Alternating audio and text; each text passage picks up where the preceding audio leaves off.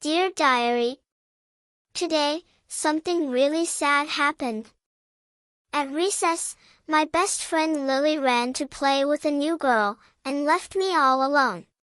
I felt invisible. Later, I told Lily how I felt. She said she was sorry. The new girl, Mia, said she wanted to be my friend too. Now, we're 3 best friends. Friends share, not choose. Love. Emma. Recess. Best friend.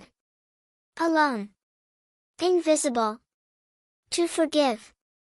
To share. To feel. Don't be shy, give a like and hit subscribe.